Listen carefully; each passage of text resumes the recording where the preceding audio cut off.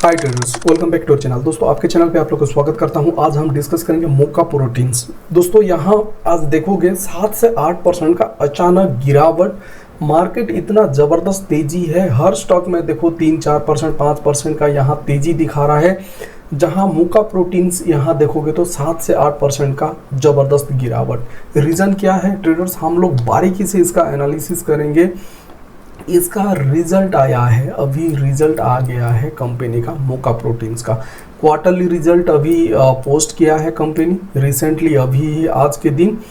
Complete हम लोग result analysis करेंगे और रिजल्ट का जो इम्पैक्ट है यहाँ कहीं ना कहीं मोका प्रोटीन्स का प्राइस में देखने के लिए मिल रहा है। 7 से 8% का यहाँ ज़बरदस्त गिरावट। ऐसे लेटेस्ट अपडेट के लिए ट्रेडर्स आप लोग चैनल के साथ जुड़े रहे और भाई को ऐसे प्यार देते रहिएगा। तो बिना लेट किए ट्रेडर्स हम लोग चलते हैं इसका रिजल्ट की तरफ। देख सकते हो यहाँ जो है दिसंबर वाला जो क्वार्टर है यानी कि Q3 का रिजल्ट यहाँ कंपनी ने पेश किया है। रिसेंटली इसका IPO आया था मोका प्रोटीन्स का। तो कम्प्लीटली हम लोग यहाँ देखते हैं इसका क्या रिजल्ट आया है। तो अगर आप देखोगे जितने भी है सब कुछ मिलियंस पे है। तो ये आपका Q3 है, ये आपका Q2 है और ये Q3 पिछले साल का यहाँ दिया गया है। तो देखोगे टोटल इनकम जो है इस बार देखने के लिए मिल जाता है 5231 मिलियन का, जो कि पिछले क्वार्टर में था 3362 और लास्ट ईयर सेम क्वार्टर में देखोगे 3993 मिलियन का। यानी कि इनकम जो है, इनकम में कोई कमी नहीं है। अगर देखोगे टोटल रेवेन्यू जो देखोगे, रेवेन्यू फ्रॉम ऑपरेशन, वहाँ भी year on year basis, quarter on quarter basis में ग्रोथ है। और टोटल इनकम में भी देखोगे तो यहाँ ईयर ऑन ईयर और क्वार्टर ऑन क्वार्टर बेसिस पे यहाँ देखने के लिए मिल रहा है, ग्रोथ देखने के लिए मिल रहा है इनकम पे और रेवेन्यू पे, दोनों पे, क्वार्टरली बेसिस पे और ईयरली बेसिस पे। एक्सपेंस देखोगे, टोटल एक्सपेंस तो इस बार जो है कंपनी ने ज़्यादा खर्चा कर दिया है, एक्सपेंस ज़्यादा किया है। देखोगे 5075 मिलियन का है, पिछले क्वार्टर पे 3031 मिलियन का था और लास्ट ईयर सेम क्वार्टर पे मोटा मोटी 3700 मिलियन का था। यानी कि ईयर ऑन ईयर और क्वार्टर ऑन क्वार्टर दोनों बेसिस में यहाँ एक्सपेंस जो है कंपनी ज़्यादा किया है। इसके चलते नेट प्रॉफिट में ज़रूर यहाँ हम लोग को यहाँ कम देखने के लिए मिलेगा। और एक चीज़ है दोस्तों, बारीकी से एनालिसिस करके समझना बहुत ज़रूरी है।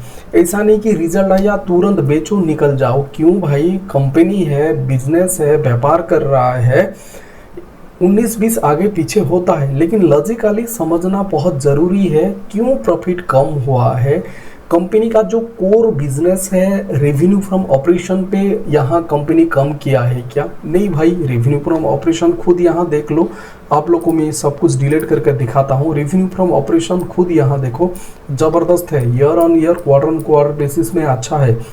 टोटल इनकम जो है वो भी देखोगे तो year on year, quarter on quarter दोनों बेसिस पे बढ़िया है। ओनली यहाँ एक्सपेंस ज़्यादा किया है कंपनी इस क्वार्टर में, इसके चलते नेट प्रॉफिट में यहाँ कम देखने के लिए मिल रहा है। और एक्सपेंस भी जो है ज़्यादा हुआ है, उसका रीज़न क्या है, क्या कारण है ज़्यादा एक्सपेंस किया है कंपनी? इस बार देखोगे मटेरियल कंज्यूम्ड, यानी कि जो कंपनी का काम काज चलता है, मटेरियल खरीदारी करता है, इसमें ज़्यादा यहाँ खर्चा हुआ है। रॉ मटेरियल डिपेंड करता है मार्केट का सप्लाई डिमांड कैसा है, उसके ऊपर डिपेंड करता है। जैसे छोटा एग्जांपल आप लोगे तो आप अगर पिछले साल जो भी आप लोग खरीदारी करते हो, कपड़े हो या मोबाइल हो, टीवी हो, सेम रेट इस साल आपको मिलेगा क्या? कभी नहीं।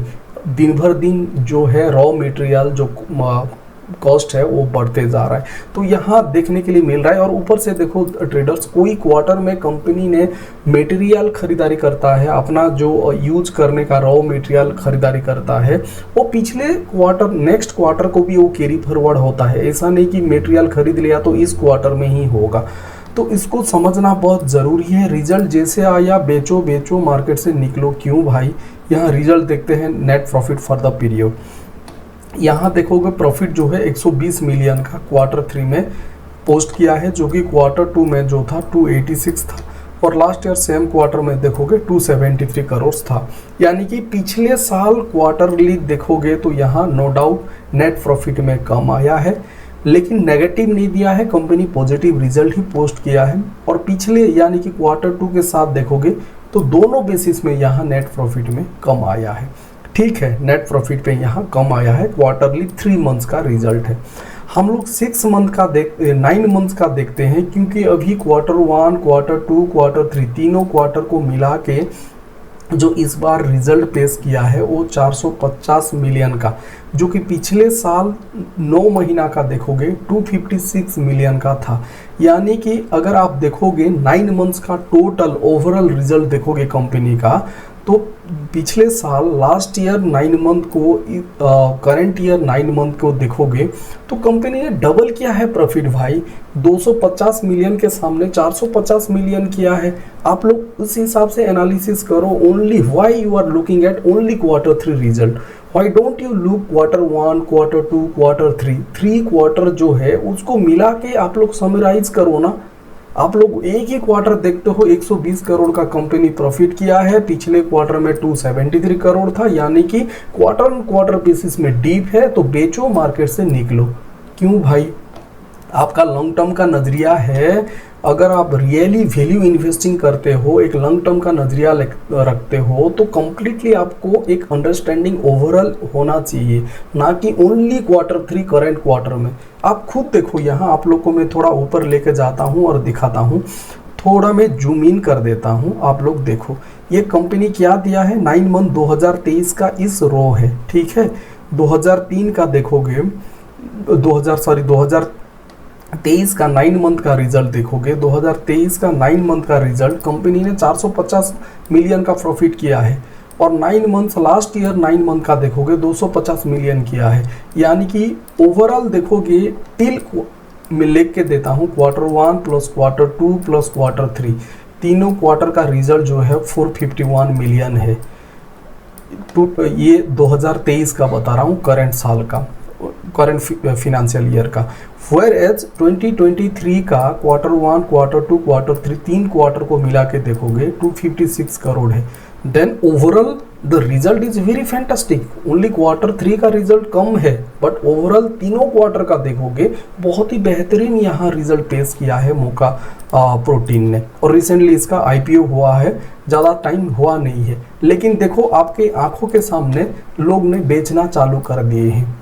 लेकिन जो रियल इन्वेस्टर है क्या करेगा, इस गिरावट का एग्जैक्टली फायदा उठाएगा, वैल्यू इन्वेस्टिंग के लिए फ्रेश एंट्री करेगा। नहीं तो यहाँ करेगा क्या, ऐड करेगा अपना पोर्टफोलियो में, यहाँ बाय ऑन डिप करेगा।